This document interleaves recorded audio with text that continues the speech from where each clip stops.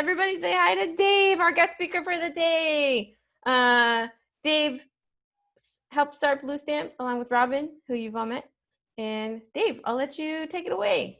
Yeah, so thanks so much for spending some time with me. I know how precious your time is at Blue Stamp because, I'm kind of around a fair bit to see how things go. So if you want me to be quiet so that you can get back to your projects, I can appreciate that, but please pay attention to all the other guest speakers. Me, not so much. So I've to get a handle on my career, I've been an electrical engineer for the last over 15 years. And then 10 years ago, I started Blue Stamp as well as my own consulting company. So I have Young Circuit Designs is the name of my company. You can go youngcircuitdesigns.com and you can see the kinds of things I do. But I'm going to spend today talking about kind of like my career path, how I got to where I'm going, what it's like along the way, and some problems and some successes. But before I get started, if anybody wanted to ask me a question, either about Blue Stamp or about consulting or electrical engineering or college or anything, I'm happy to answer now or as we go. Just put your hand up and I'll call on you if you want to talk. Yeah, cool. So I graduated from high school almost 20 years ago. In 2001, I graduated high school and I went to college. And I started there because I know a lot of you are in a similar place. When I was in high school, I was lucky to go to a public high school that had a great deal of resources for kids who wanted to do different things. So like there were 3,500 kids in my high school. So that meant that the opportunities that were available for students that wanted to put in a lot of extra effort were there.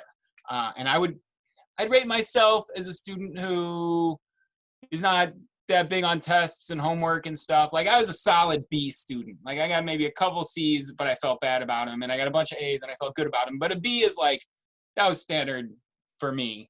But then I got to do all this extra stuff in my school.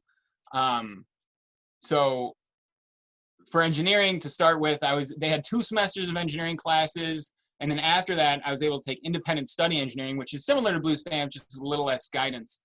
And I was able to compete in a national robotics competition before those were like all over the place. Like there was one in the country. And so we went and competed. And so that was great.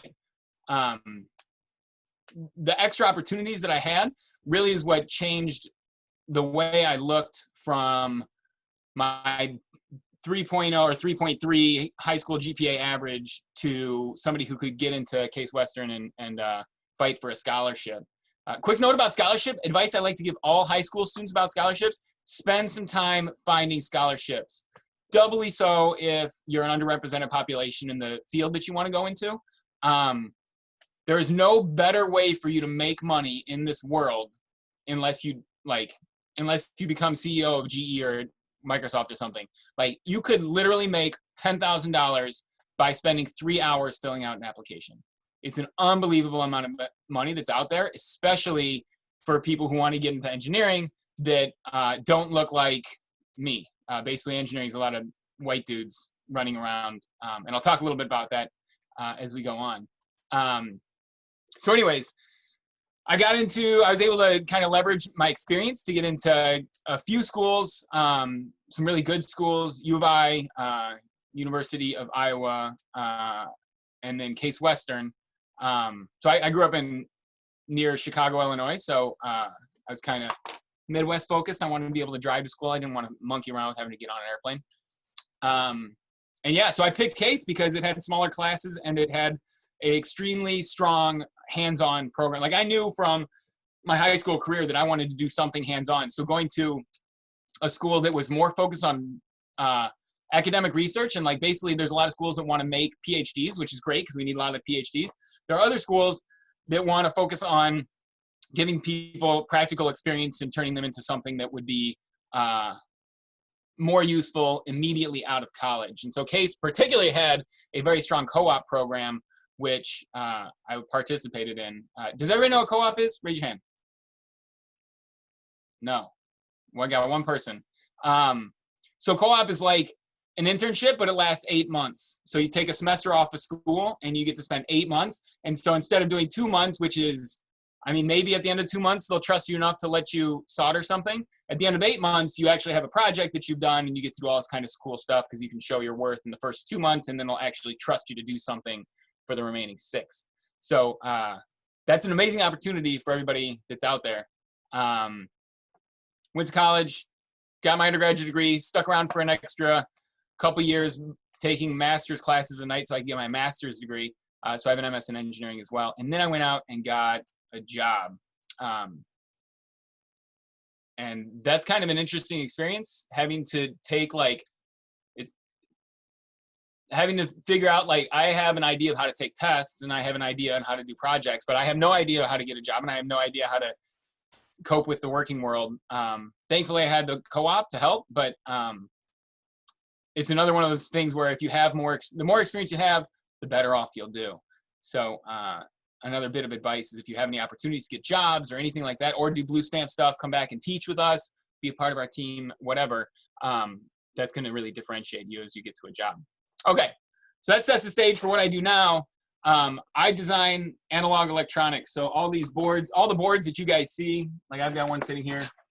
This is a board I designed. That's the boring side. That's the fun side. So like I pick the parts that go on here and I design the electronics and the circuits and the board, and I have a couple of apprentices that help me put them together and make things happen and prototype things. But it's really awesome to be able to build. So I literally build stuff all day on my own schedule, and that's about it. Like that's my whole, that's my daily routine, which is pretty fun. And I think it would speak to a lot of you that want to do engineering, a lot of you that are in Blue Stamp. So the transition to working for myself. So this is my lab, this is my house. Starting my own business and working for myself is not something you do out of college. Some people have the ability to do that. I would not have, because I didn't have enough experience. Like I didn't know what I was doing out of college. Like I said, I had to have a job. So I found my first job out of college. Just basically they paid me to do something cool. So there's a lot of jobs. I had a lot of people that went to college and they didn't really want to do engineering. Like they took the same circuits class that I did, and it was hard and they hated it. So they went into like logistics, or they went into finance. So logistics is like UPS. So how to solve this big ambiguous problem on getting all these packages where they need to go. Like that's a really cool engineering problem. It's a lot of fun, but it's very similar to what you would do in a class. Whereas somebody coming up and saying like, hey, I want this circuit to light up this thing when this sensor pops on or whatever. That's very different challenge. And so I went that route. Other people went like finance or logistics route.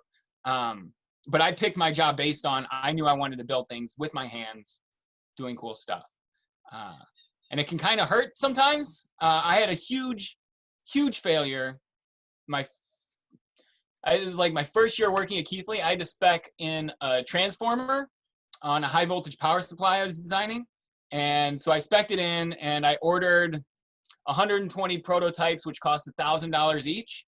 And I used the wrong units.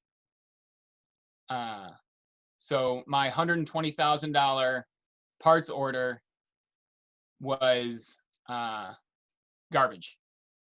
When I was 22 at the time, and $120,000 was more money than I had ever seen ever. And I had turned it into a big paperweight. So there are certainly some failures that you get a chance, but the reason I tell that story is not to talk about how awful I am, but instead to talk about how I had a job that put me in a position to make a $120,000 error. And they were understanding about it. They're like, I've messed up units too. That stinks. It was $120,000 this time, and it cost us a month on the project schedule. But we've done that. We understand. We'll write the check because we think that you're doing well in all the other things that you're doing. So I guess that's a big message that I want to give is you should notice in Blue Stamp, we don't encourage failure, but it's something that we expect. So like everybody should fall on their face at some point. And if you're not, and you're probably not pushing yourself to do something that's new or unusual or uncomfortable. And so finding a job that allows you to kind of embrace that so that you can get some of the experience that people would want to pay you for is really invaluable, like way more valuable than if I went into finance and made double the money, because you can make, you go into finance, you can make $100,000 out of college pretty easily working in New York City. So I didn't, I wasn't making that kind of money, but I was getting all that experience, which teed me up to start my own business and to have a little bit more freedom and kind of run my own life. So I want to also talk about starting a business. So do you guys know Robin and I started this company together? We were just hanging out because this is before we had wives and kids. So we had time to like hang out on the phone or hang out, like we would meet in New York City or whatever. And we were talking about different projects that we could start. And this project started, I was in New York City or like somewhere in the greater New York City area for a wedding. And the next morning we were hanging out, we were having breakfast. And the next morning we were hanging out on the train station. I was waiting for the train that was going to take me where I had to go. And that's where Blue Stamp started. That's the first time I remember discussing Blue Stamp with Robin. It's like, why don't we just teach students how to build stuff by getting them to build stuff? And if they mess up, that's okay. We'll charge a bunch of money for the program so we can buy new parts and we can do whatever we need to do. And we can hire a bunch of staff who are really awesome so that they can build everything they want to build. And then they can get this amazing experience and move on with their lives knowing what it's like to build something or create something. So that's kind of how we started Blue Stamp. And it was not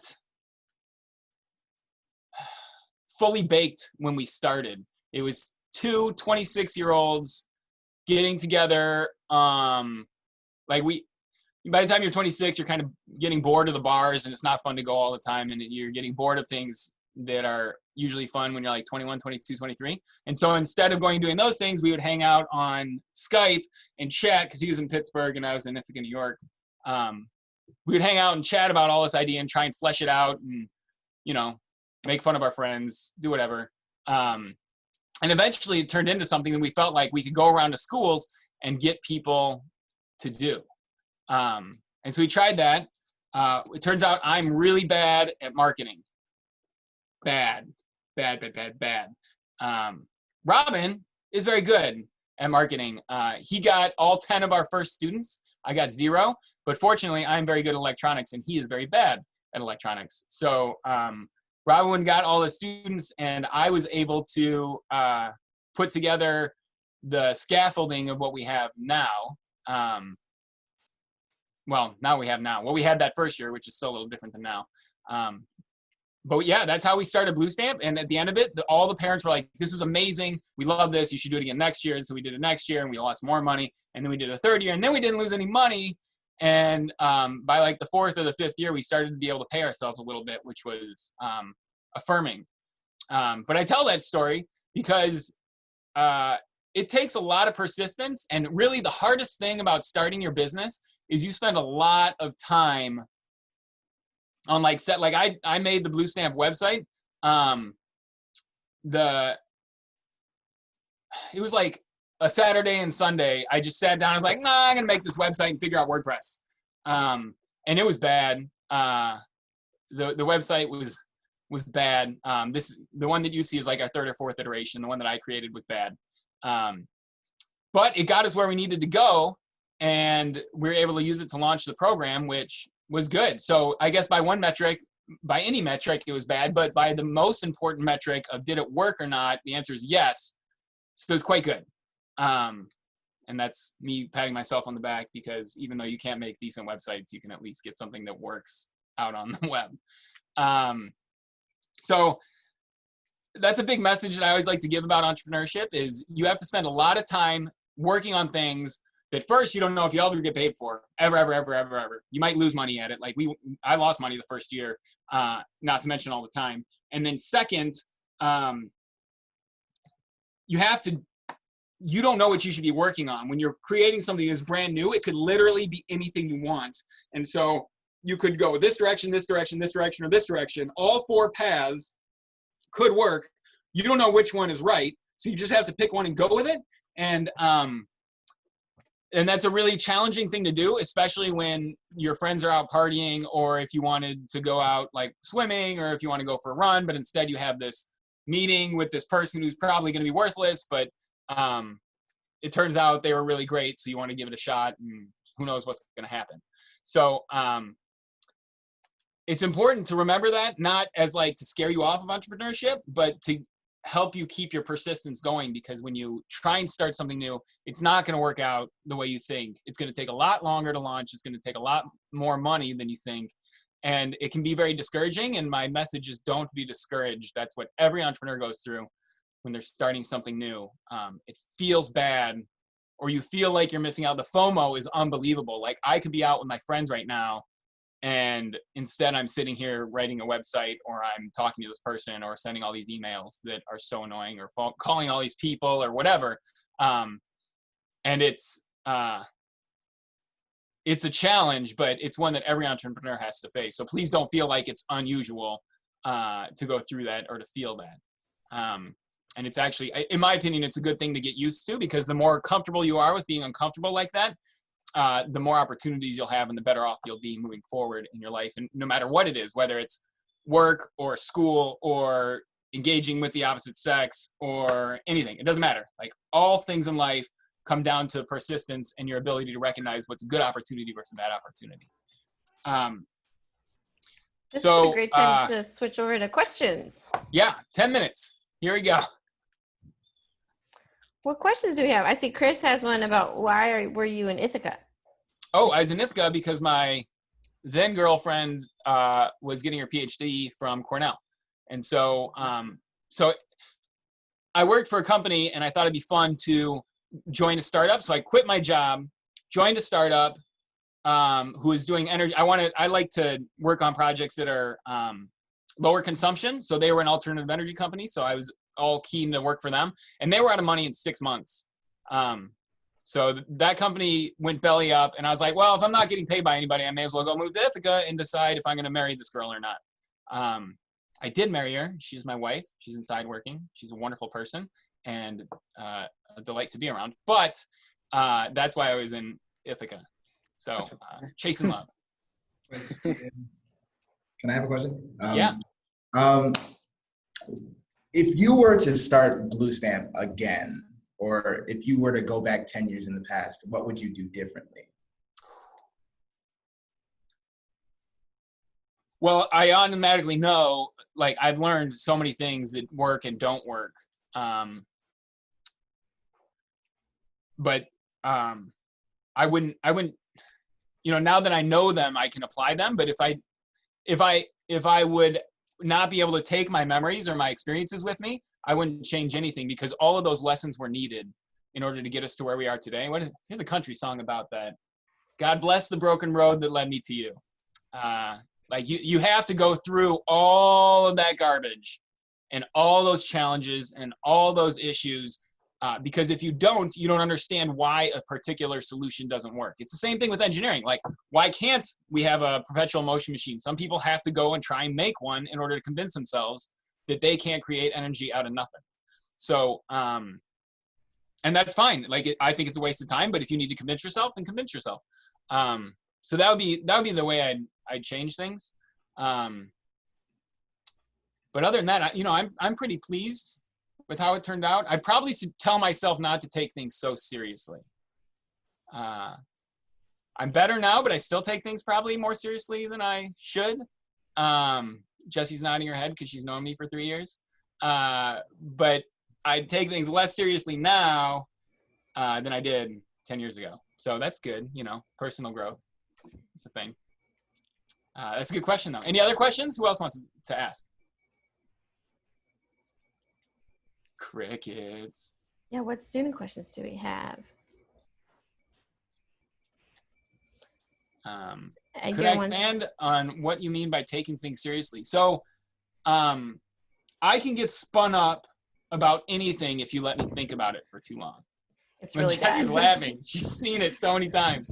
But like it's my detail. Like, you can't make boards like these without being detail oriented. It's just not possible. If you start monkeying around with that, you're going to make 100 mistakes, and it's going to take you 1,000 hours to debug. Like, you can't do it. So that kind of bleeds into other areas of my life. And so if I am left to think about something, it can result in me overthinking it, or just getting too set in my ways. Like, if I come to a solution that I feel is optimal, it's just like, there we go. I've solved it. So let's move forward and talk about something else because it's not interesting anymore. So that's what I mean by taking things too seriously is I need to remind myself that it's particularly in reasons of in issues of marketing that I don't know what people want. I tell my clients all the time when they're asking like, hey, would you buy this? I'm like, you don't want to ask me that. The only thing I buy is tools, airplane tickets, well, not anymore, and food. That's it. So unless you're selling one of those things, you don't want to ask me that question because the answer is no. Diego has a question about scholarships. Where can you find scholarships? Scholarships. Oh, yes, scholarships. So first, your first stop should be your college career center at school. They have, well, when I went to school, they had binders of scholarships, and you got to sit there looking through them. No, and for me, it's a little bit hard. It's a little bit harder because as a white male going into engineering, so like, not a woman, not a student of color, not coming from single mother, single father, not coming from, like there's, I am very blessed in the privilege that I've been granted in my life, and appropriately so, a lot of opportunities weren't available for me, but you should stop by and ask for the binder, like, hey, I'm looking for money. Do you have any resources? So that's the first place. Second place is FAFSA. Everybody fill it out. Even I filled it out. And while I didn't get any money off school, I did get grants that I could, or not grants, I did get loans that I could fall back on if I needed them. And then the third thing is the school. They have lots of opportunities. Like even after I was in school, I applied for a scholarship. I got $2,200 one year from my fraternity because I entered an essay competition about some subjects. So that was $2,200. I got a couple $1,000 from the Alumni Association because my junior year I had some problems that caused money problems, and they were just like, here's $1,000.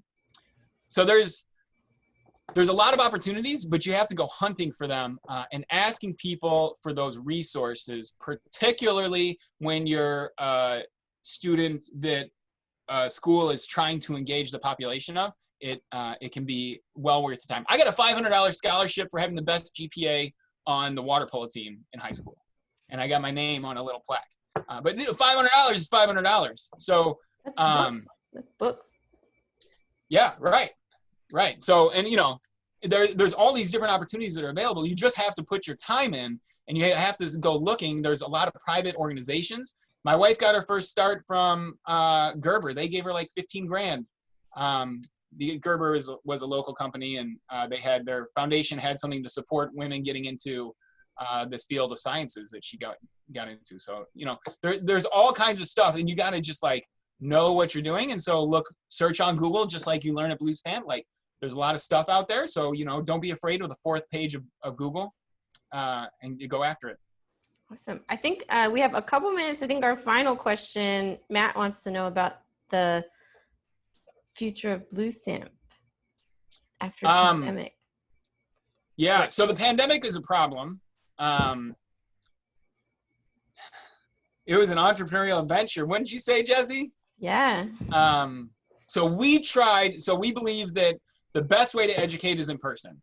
And so we tried everything we could to offer in-person programming. So we waited, a lot of you know that we waited a long time before we put the end to the in-person program. And that's part because we wanted time to pilot the remote program that you're now enjoying. And that's part because we really wanted to find a way to offer in-person programming.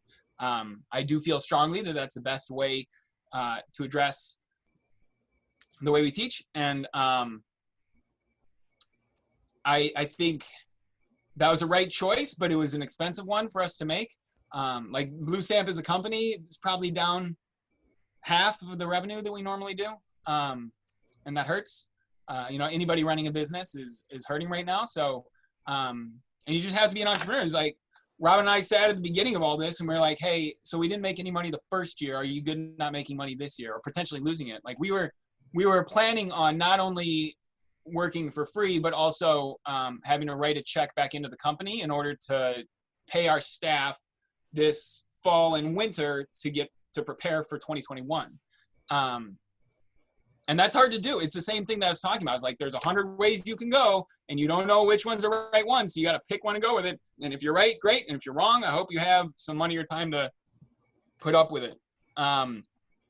So it was a challenge. I think moving forward, we're going to offer this remote program. So this remote program, you guys have impressed me so much, both staff and students. I am thoroughly impressed, particularly in your resilience and your willing to be flexible and your willingness to engage and like actually try, because it's really easy to phone it in when you're on Zoom. You're literally phoning it in by definition. So I appreciate all the work that you've done. We're going to continue offering this. I don't expect it will be as popular in New York or California where we have a presence in person, but I would expect this to be a popular offering in places like Austin or Boston or Chicago or